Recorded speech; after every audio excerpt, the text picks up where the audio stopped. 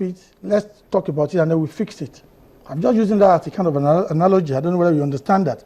But what I'm saying is that the state of the infrastructure was very bad. But we're not complaining. Yeah, we knew that. Fine. Knew that doesn't mean that we should leave it and let the vicious cycle continue. And that's the point I'm trying to explain. Now, the issue of the tariff, because that's the issue. The truth of the matter is that if you are producing a bottle of water, common sense and business sense dictates that you should know how much it costs to produce that bottle of water. Say, for instance, the bottle of water costs 100 naira to produce. That's your cost price. And you've been selling, or the person who sold the plant to you have been selling at 60 naira because he was subsidizing it. After selling to you, no more subsidy. And then you are expected to still be selling at 60 naira. Can that business survive? No, it cannot survive. That is the true state of the power sector in Nigeria. And look, let me quickly say again that when people talk about power sector, we, the discos, because we come to your doorstep to collect money, you think we are the power sector. Well, we are part of the power sector. You are the one collecting all the money from consumers. Thank you, we're not. You are. We collect, but we're not the one having that money. How? And I need to explain to you. Thank you very much. Now, there's a value chain in the electricity industry in this country, like many other countries. We have 3 layers. We have the GENCOs, the generation companies. Yes. We have the transmission company of Nigeria, which is still owned by the federal government, even though privately managed by a company called Manitoba of Canada. And then we have the 11 distribution companies to which I belong. Now, we are the one that you know. We are the one that you beat up. We are the one that you will beat up when we send the market. Because you collect our money. Now, we collect money. Yes. Out of every 100 naira that we collect, only 25% of it, maximum, in some cases less than that, only 25% of it belong to the discos. And I was so out of every 100 naira, yes, 25 naira is what you get. So you get 1/4. 60, yes. The discos get only 1/4. 60 naira goes to the GENCOs, generation companies. But they also have to pay the gas suppliers. Then 11 naira goes to transmission company of Nigeria. And then the remaining 4 naira goes to the regulator, which is NEC. It goes to the other stakeholder, bulk trader, market operator, embed. That is how the thing is. We are just collection agents. Most of the customer bill are for gas suppliers. We buy electricity before we supply to your house, sir. Yeah. And these are the things you need to understand. What you should be asking is how much does this cost us to produce this? Then that determines the price. That's why I said if your cost of producing a bottle of water is 100 naira, why should you be selling for 60 naira? And people expect you to deliver the service. The business will collapse. That is the state that we are in. What we are asking for is a simple thing. Cost reflective tariff.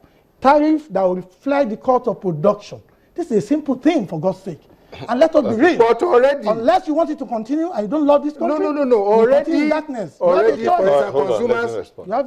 consumers are already subsidizing you. You know how? No, hold on a minute. How? 100 before now. We used to pay 100 naira maintenance charge or maintenance fee or whatever. Are they maintaining anything? Yes. They don't maintain anything. Okay, I will explain the meter is there, reading, nothing to maintain, and they collect this every month. Okay. Now, as if that wasn't enough, now increase from 100 naira to 750 naira. Okay. Now, that is fixed. You are talking about fixed. Whether you like it or not, you have to pay. Okay. That is, to us, subsidizing now the discourse. That's what we are doing. Let me again explain, and with due respect, and let me educate you on this. Tariff all over the world, in utility companies, tariffs are made of 2 components. We have the fixed component, and we have the voluntary component. The fixed component is the one you're referring to as the fixed charge. The other one is the one that has to do with the amount of consumption. Every time a line is drawn to your house, every time you power on your light and something comes up, the generation companies are working 24/7. The cost of getting those things ready whenever there's availability of gas to fire the stations, whenever there's availability of electricity to be shipped through the transmission company to distribution companies, the cost of maintaining the fixed components are that cost of fixed charge. However, maybe I should tell you this. There has been a lot of noise, a lot of things about fixed charges, even though Nigeria has the 2nd lowest fixed charge in Africa. The lowest, of course, is the one paid by people in the Niger Republic. Cameroon has the 2nd highest fixed charge in Africa. And the facts are there. You have even volume this issue here. of fixed rate. You have volume No, here. Even so much. Okay. Before now it was 100 naira. The volume you are talking now about. It is 750. Yeah. Now you are saying that, look, what's the population of Niger? Even You have the volume. So yes. volume should drive the fixed charge downwards. Thank you. Yes. I'll quickly talk about volume because now you have mentioned volume. Yes. Before the last administration left the government in this country, we were producing barely 2,000 megawatts. The generation company were generating barely 2,000 megawatts. Between June and now, the generation went up. I'm sure your light has been better. Although 1 week ago, don't worry, that was because of the problem in Egme. 1,000 megawatts. Yes, I'll tell you about that. Down again. Yes, I'll tell you about that. And up and down. What I'm even saying that 10 steps your electricity forward, went better. 11 steps. It became backwards. better. But I can tell you for a fact, and I have my fact, when the generation, we are just like beer distributors. As discos, we can only distribute what has been generated and transmitted to us. However, when the energy supply increased to 4,800, what should happen to our revenue? It should go up. If I may you know what happened? I think our collection losses and commercial losses we went have to up. go. People in your neighborhood we need to go on a and break. Technical and commercial losses is something people don't want to that pay. you have to be. No, hang and on a every minute. Nigerian only pay Okay. 50% Your technical loss of their bill. Gentlemen. People don't want to pay. That's the Gentlemen. truth. Okay.